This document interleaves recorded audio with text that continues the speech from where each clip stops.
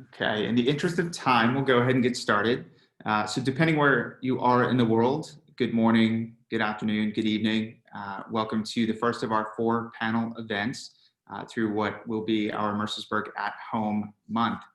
We're excited to have you and excited certainly to answer any questions you have about the college search process as it relates to your child and to your experience in particular as families who are living abroad. We certainly invite you to view our pre-recorded webinar series. Links to those webinars were shared last week, and I've posted them again in the chat. Any of the questions that you may have as a result of those webinars are certainly free game for this morning. We're happy to respond to those questions. If you haven't had a moment to view them, I certainly encourage you to do so. I also encourage you to continue or to consider registering for the remainder of our events this week. We're particularly excited on Thursday to benefit from the expertise of enrollment deans from Bates College, Georgia Institute of Technology, and Washington University in St. Louis. That will be on Thursday at 7 p.m.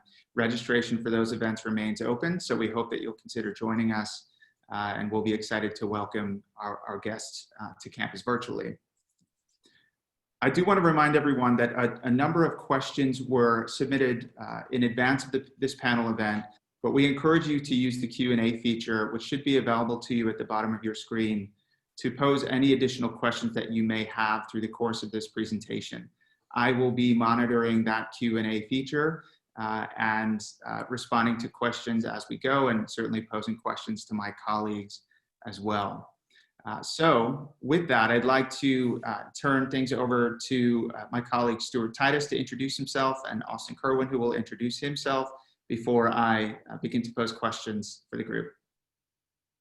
Hi, good morning, everyone. My name is Stuart Titus, for those of you who don't know me, and I'm the Senior Associate Director of College Counseling here at Mercersburg.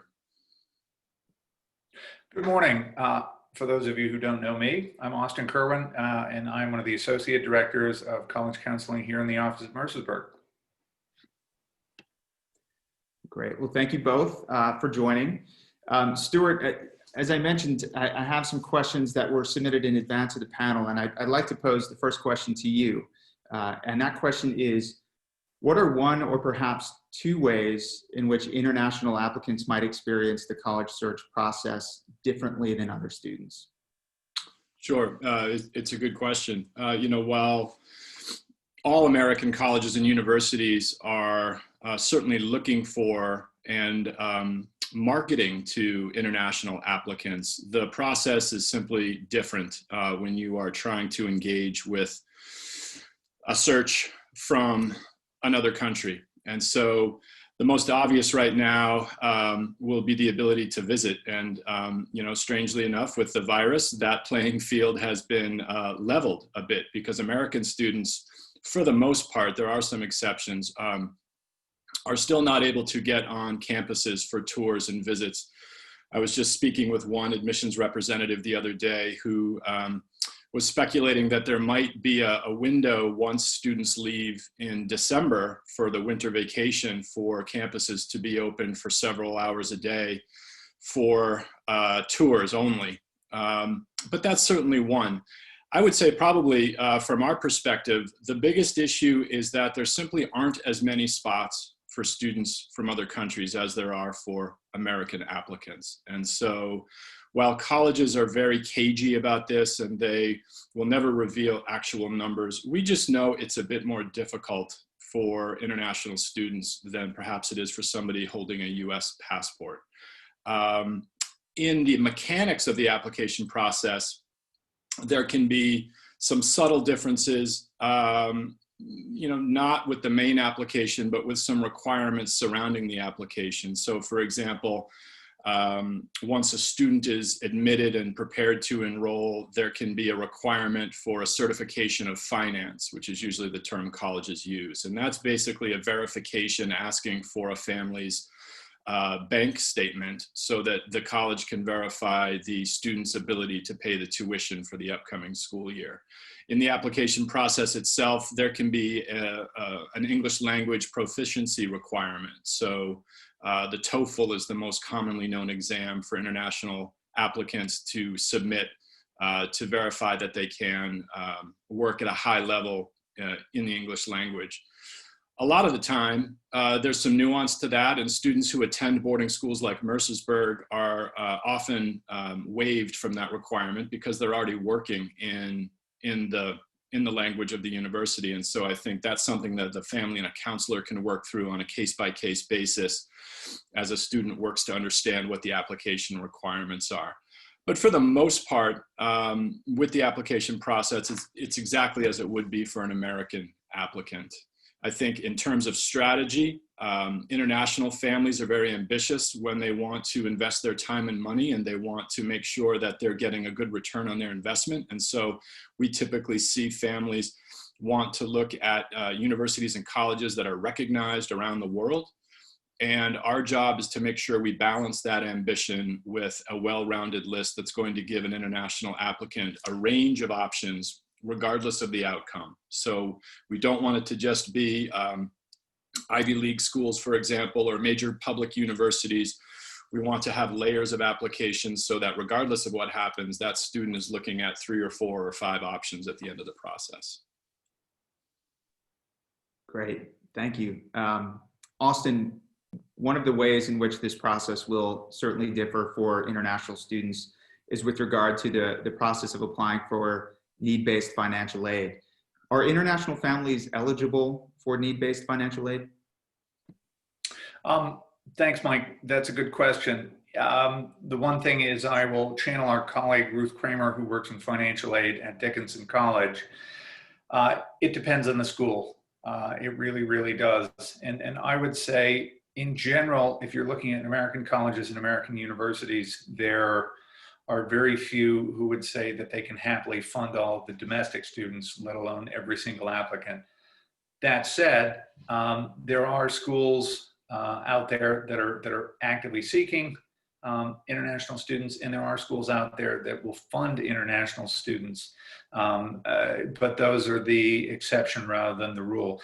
I would say, as families are looking at this and as students are looking at this, honestly, your best source of information is going to be the school website.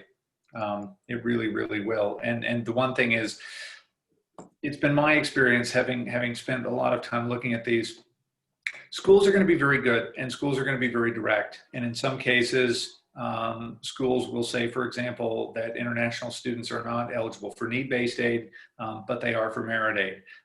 In some cases, they will say, and I just had this with one of the Ivy League schools, that they're right on the front page of their financial aid page.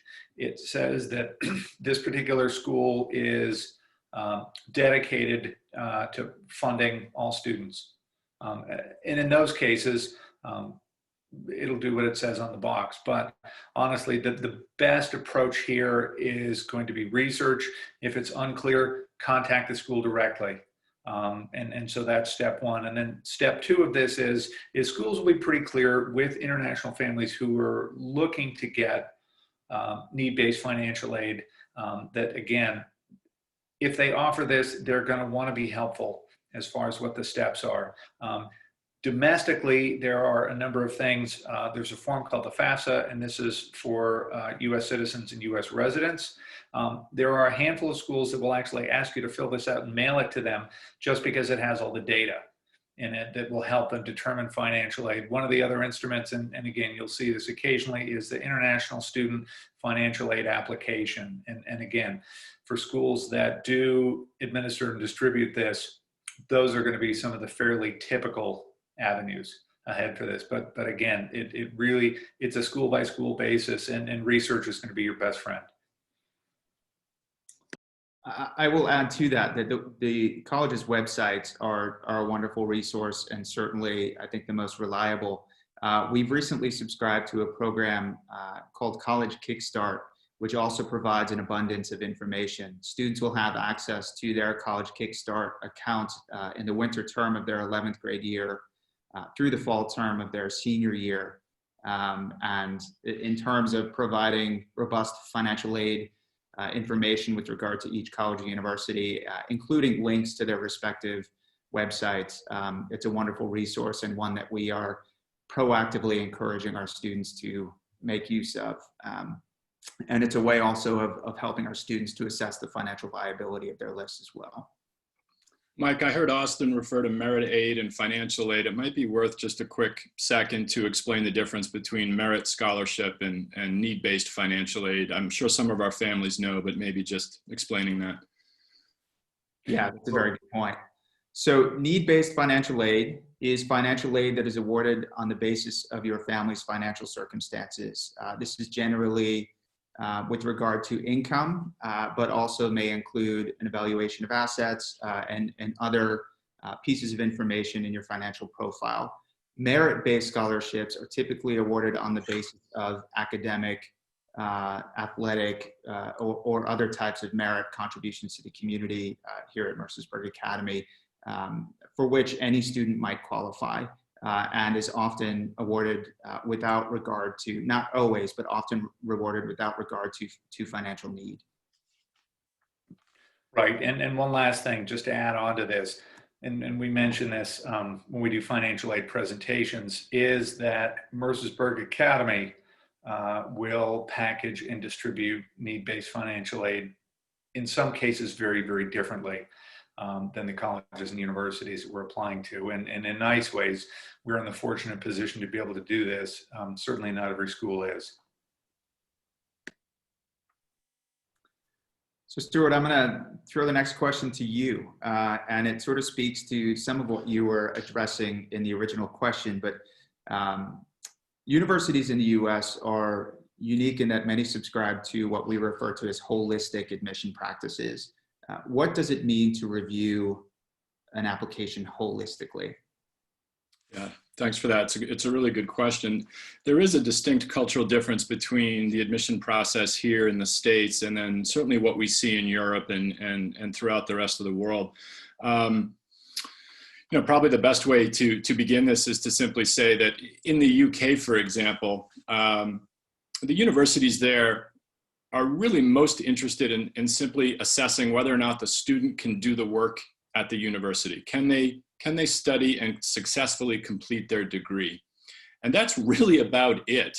There are varying degrees of assessment there, but that's the bottom line is, can the student do the work?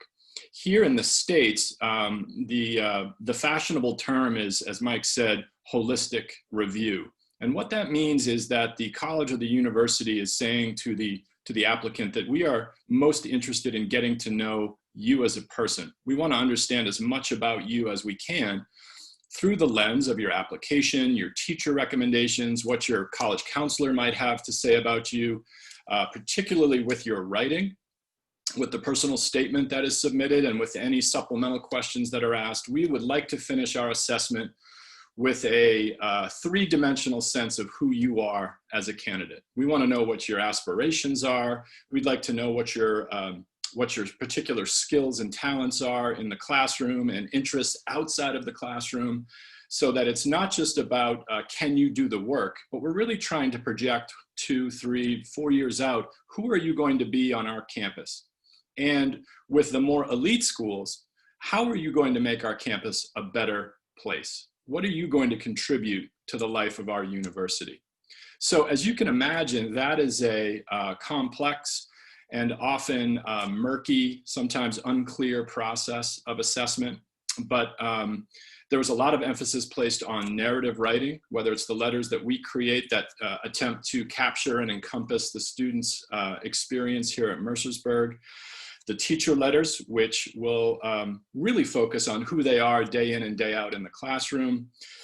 But everything tells a story, the American colleges are saying. Every piece of paper tells a story about that applicant. So the transcripts say something, the letters say something, test scores, if they're submitted, will say something about the student. And so each piece of that becomes a tile in a larger mosaic, so that by the time the admission committee is done, they have a sense of who that student might be. That's great.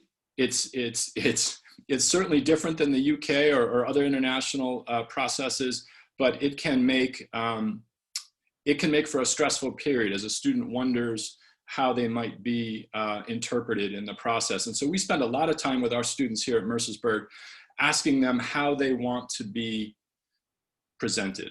How do you want to present yourself? What messages are you saying with your writing, with your responses to application questions? What kind of reputation or achievements have you established here that you would like to make sure the universities understand? And so a majority of our job is making sure that we represent our students as clearly and as forcibly as we can in terms of advocating for them in the process. But it can be unclear at times because they will rely on metrics, but they say that they're reading the whole student. I will say, just to wrap up here, Mike, that smaller colleges will place a great deal more emphasis on who that student is. They all recognize that these are 17, 18-year-old adolescents who will be very different within 2 or 3 years on their campuses. As a general rule, I would say it's probably accurate to understand that the larger the university, the less time they have to try to get to know that student, and the more they will rely on standardized metrics like test scores. They will calculate a GPA. They will try to establish some kind of clarity with class rank. And so we really try to redirect those larger universities back to the narrative story about each applicant. I hope some of that makes sense. It makes a lot of sense. Thanks. As a quick follow-up to that, as part of that holistic review, will colleges account for a student's citizenship, and if so, how? Sure. Yes. I mean, that's part of understanding the student and their story. And so, I don't think, especially at the smaller colleges, they're not taking citizenship into account to say, oh, well, we only have so many places for students from Vietnam or Hong Kong. It's really about what is the cultural context of that student. I, after 25 years working in these schools, continue to be amazed at international students who can come over here at the age of 14 and begin working in a second language and achieving and excelling in a second language. I think our international applicants here at Mercersburg are some of our most compelling students because of the stories that they bring with them. And so I know that my job as a counselor is to really help those stories come to light, because I think our international students here at Mercersburg can compete with students from all over the states. I'm not worried about that. It's really about making sure that their individual voices come through loud and clear. So yes, nationality is assessed, and American College want a diversity of experiences on campus. And so when they bring in an incoming class, they want to make sure that as many countries as possible are represented. And that's certainly true here at Mercersburg, right? I'm always astounded each year when we have our opening convocation and we have students from over 26 countries stand up and represent their flag. And small colleges especially are very attuned to that as well. And larger universities, well, that happens a little bit more organically. They just get a volume of application, and that's where you see enrollment management making sure that that the numbers are simply balanced between domestic students and then international students. And within that international student pool, a real range of countries being represented so that there isn't a critical mass of students from South America or Asia or continental Europe. Great, thanks. That's actually really helpful clarification. Austin, I have a question for you, but before I ask that question of you, I want to remind everybody that we do have the Q&A feature. So as you have questions that arise, please continue to enter your questions. For us as panelists, we're most happy to respond to any questions that you have. But Austin, for a student who has dual citizenship or maybe is a US citizen living abroad with an overseas address, will that student be considered a domestic or an international student? I was going to say, in the context of financial aid, if it's an American citizen, they'll be considered a domestic student. That as Stuart alluded to earlier, and actually I thought spoke very well, that with our American citizens, or let me phrase this differently, students we have with American citizenship, in some cases, those are Americans living abroad. In some cases, those are students who have an American parent, who have grown up overseas. And in each of those cases is again, context is everything. And it's, what's their story? What's brought them to Mercersburg Academy?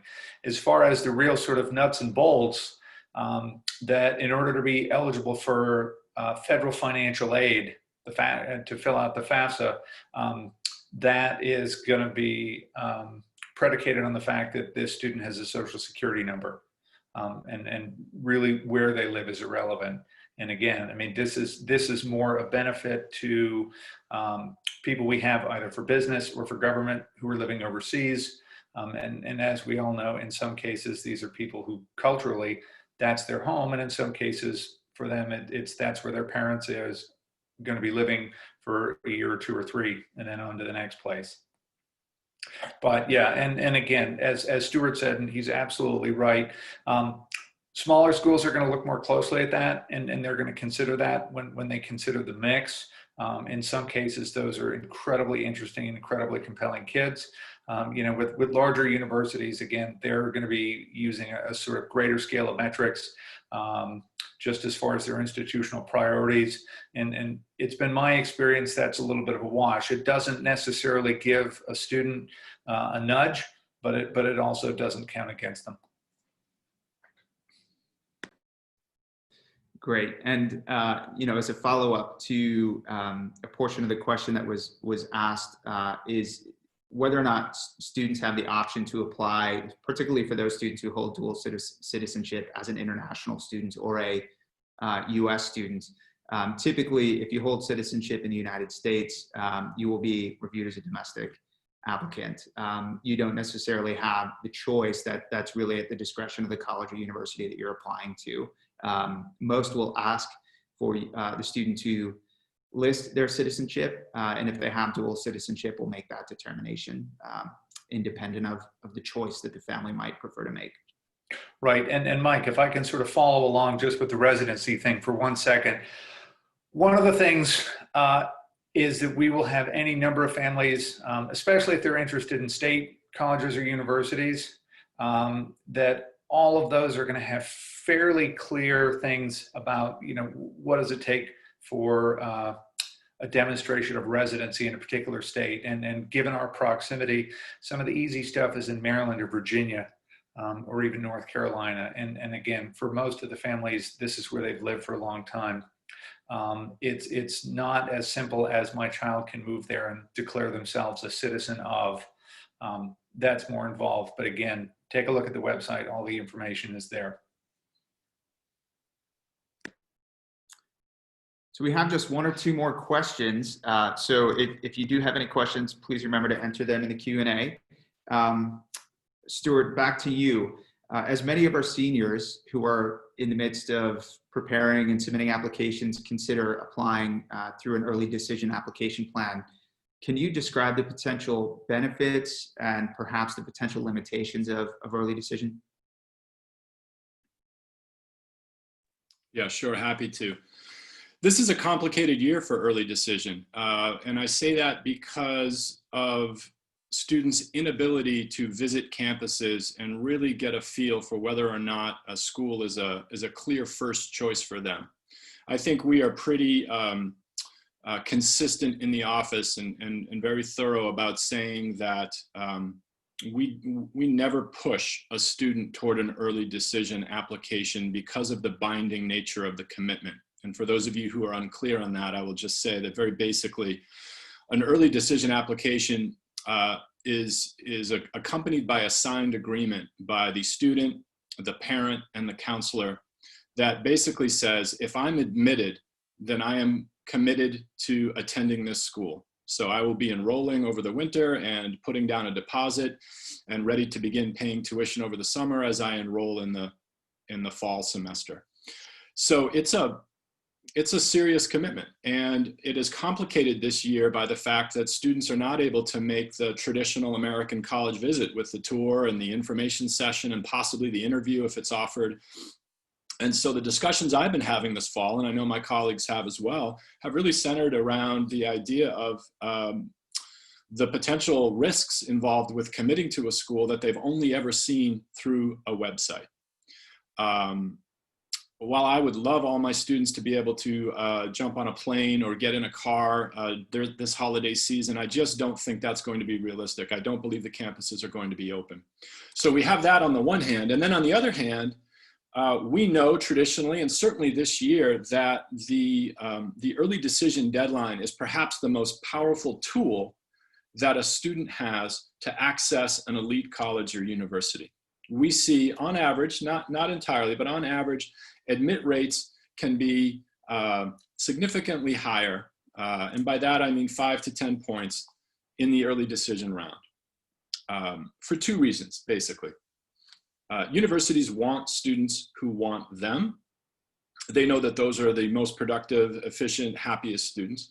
And number two, they want to enroll their class as early in the year as possible. It makes the guesswork of the regular decision process a little bit easier if they can have a third or even up to a half of an incoming class already filled, not just through early decision, but also through the early action deadline, which offers the same timeline and chronology, but without the commitment. Not every school offers early action. Most universities and colleges do offer early decision. There are some exceptions, especially in public university systems, where the need for equality in terms of recognizing that students come to the process at very different times. They don't want some early decision round that can stack the playing field for students who have counselors like us and know how the strategy should be shaped. So this year in particular, I think what we are beginning to see, and I think it's fairly early, but some colleges are coming out and saying that because of the uncertainty with the COVID virus and the fact that their campuses may be closed from January into the spring, they are feeling more pressure to perhaps enroll a bit of a larger early decision group than they might have in years past. I was talking to Mike yesterday about Northeastern University in Boston, which just released a communication to counselors saying that in years past they've enrolled, correct me Mike if I'm wrong here, but I think about 30% of their incoming class was admitted in the early decision round. And this year they're being very public about saying, we are going to fill half the class. We're going to go up to 50% for the early decision round because of the uncertainty ahead. And if we're being, if we're being careful in our analysis here, we're seeing that they're looking for kids who they know they can count on in terms of enrollment. And there isn't any more powerful way to demonstrate the idea that you're coming to their school than applying early decision. So I guess what I'm struggling with this year as a counselor is that tension between recognizing that this can be a very powerful tool for a student, but balancing that with the idea that I really want a student to understand what that university is all about and to have a visceral feeling, a first person experience on that campus before they make that kind of a commitment. Yeah, and I'll add to that just very briefly that I have counseled students and I'm working with them to resist the impulse to submit an early decision application to a school that may be not necessarily academically a particularly strong fit based on the belief that schools will be enrolling a larger portion of their freshman class through early decision. Schools aren't necessarily going to compromise or bend their admission standards through early decision as a means of building that class. What I have said in the past, and I am actually borrowing this from a colleague at Hamilton, that early decision can serve as a stepping stool of sorts, but not an extension ladder. And it still needs to be an academically reasonably strong fit that colleges who are interested in enrolling a portion of their freshman class through early decision are still only enrolling students who have met their admission standards and serve their institutional needs. Yeah, Mike, and if I could add to that, I think one of the concerns this year in the counseling community, but also on the college side, is that with the standardized testing piece of the application being optional and in some cases not considered at all. I think of the University of California system, which won't be using it, several colleges within the university at Cornell. There is concern that some students who in any other year wouldn't be qualified to apply to an elite school are simply going to take their shot. They're going to say, well, listen, if my test scores were otherwise 60 to 70 points off of the profile for that university, and now I don't have to submit them, and my grades are pretty good, then I think this is the year that I could apply to the University of Chicago or to Penn or to another nationally or internationally recognized school. And, you know, just to build on what you were saying there, I think it's important to note that the universities are not somehow radically changing their admission profile, and that they are going to assess students within the context of their requirements like any other year. They're just missing one piece of the equation. But in terms of assessing academic rigor through looking at coursework, seeing how many advanced study courses are on a student's transcript, are they working at the top of our curriculum? All of those assessments are staying the same. And I think that, and this speaks to our community, I really don't see our senior class suddenly ripping up their application plan and saying, well, with test optional being out the door, then I'm just going to apply to every elite school I can think of. I'm very pleased to see our senior class continuing to be very thoughtful and very thorough about creating a balanced list, so that, yes, I can be ambitious, but I also know that I'm applying across a range of selectivity, so that in the end, as I said earlier, I have options, I have choices, even if I don't get what I want in that first round or at the top of my selectivity range.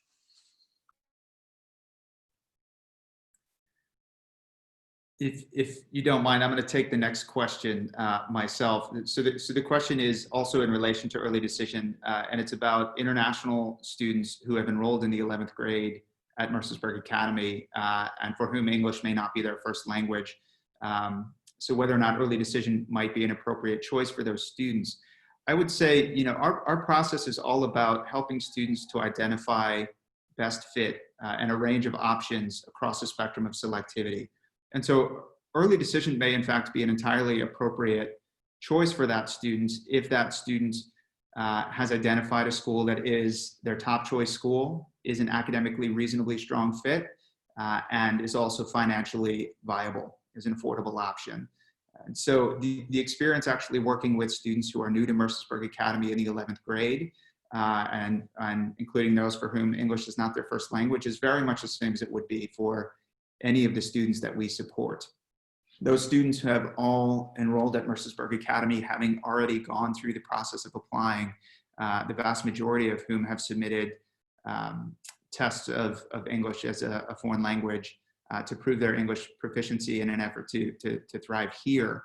And so we are supporting those students in much the same way that we're supporting all of our students to consider a range of options and to understand the various application plans, including early decision, that are available to them.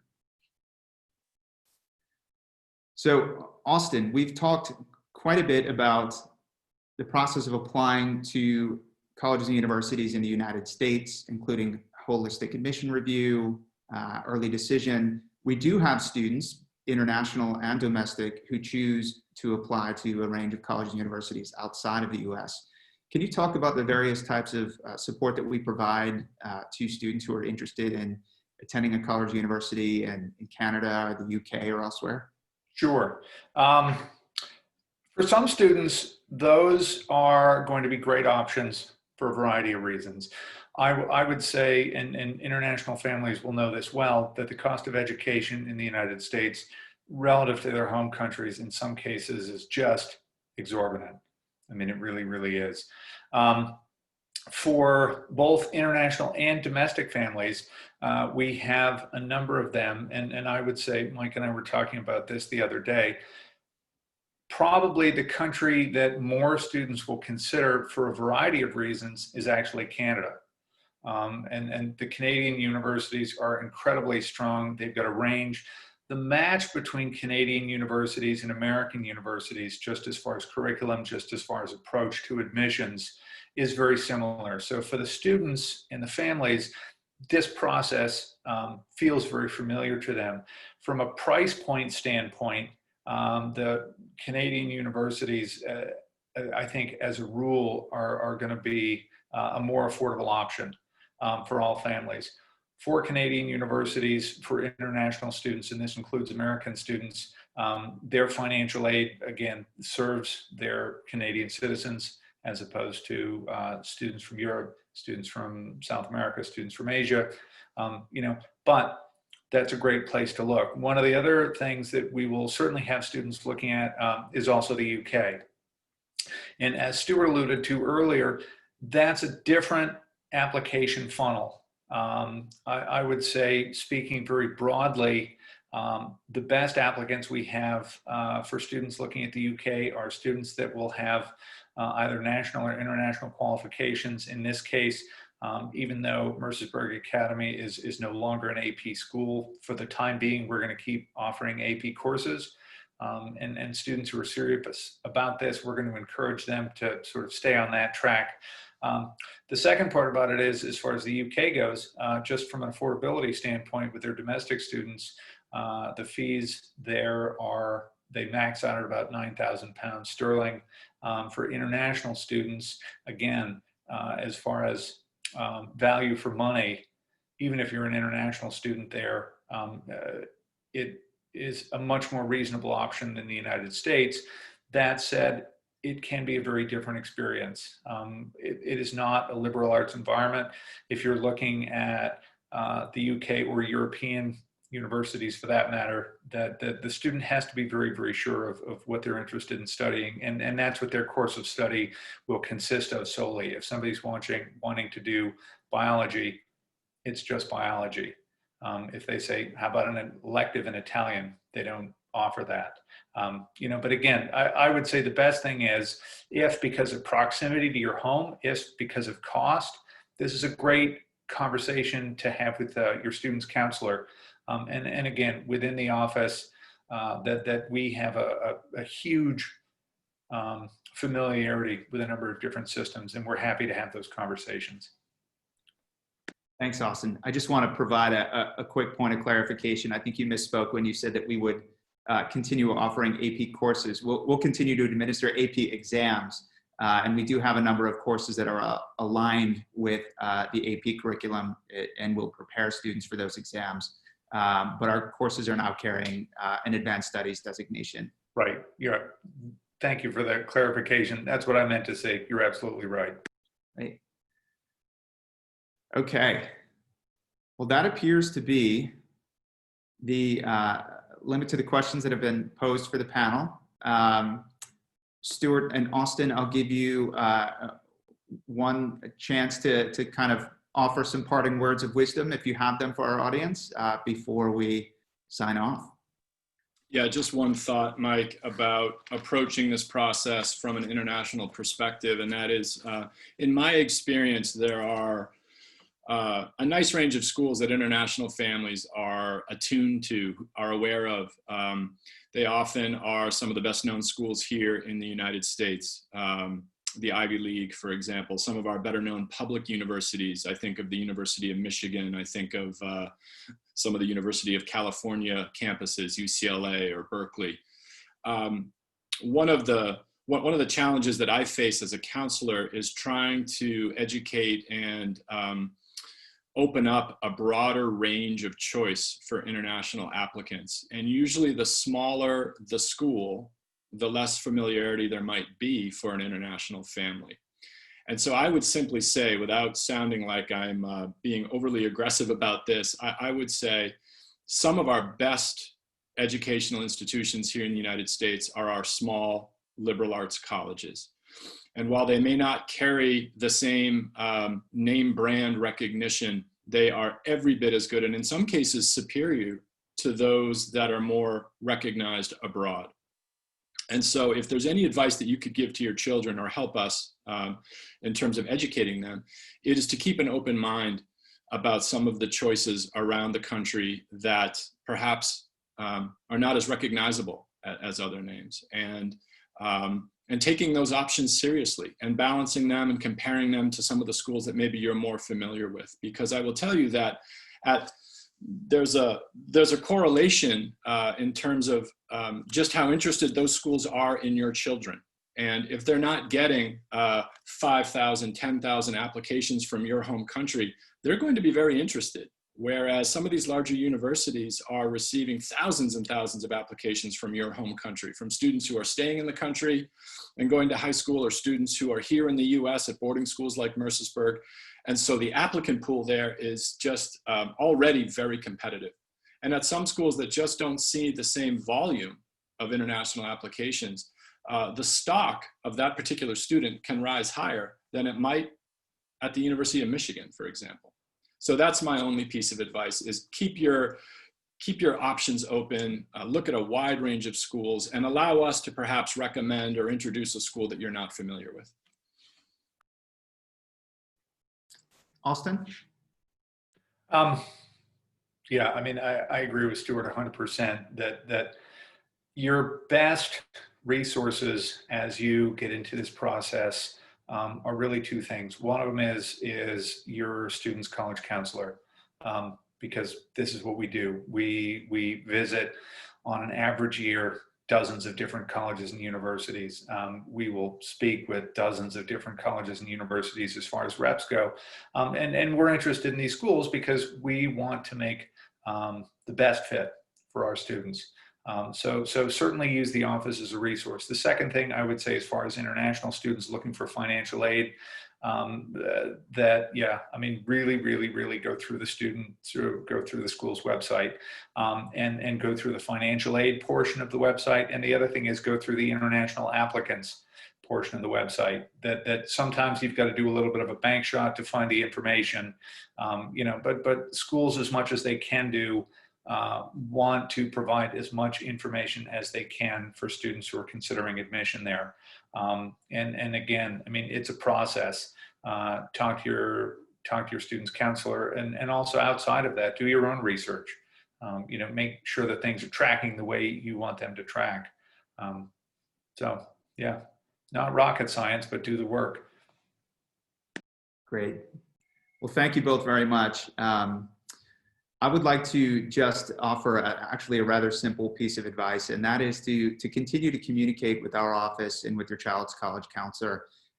We work with every student very closely to help them identify a range of college options that will meet not only their preferences and priorities, but also yours and the needs of your family. And so if at any point in the process you have questions or concerns, we really do invite you to communicate routinely with our office. We will send meeting summaries and routine communication ourselves regarding the progress of each of our students and the progress of each graduating class. But really, we value your engagement, we value your communication, and we want to make certain that we're serving your needs as parents as well. So continue to be in touch with us. We hope, on behalf of the office, I hope that you will consider joining any of our remaining panel events, including this Thursday's panel. We'd be certainly excited to have you, and it's a wonderful opportunity to interact with those who are managing some interesting times on the side of higher education admission and enrollment. So thank you all very much for your time and attention, and we look forward to continuing to support you and your child. And have a wonderful day, afternoon, evening, wherever you are in the world.